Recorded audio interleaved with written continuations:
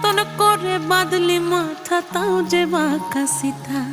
মেদিনীপুরে রায়না চিরন বাঁকুড়ার ওই ফিতা, আরে যতন করে বাঁধলি মাথা তাও যে বাঁকা সিথা। পেছ পাড়ি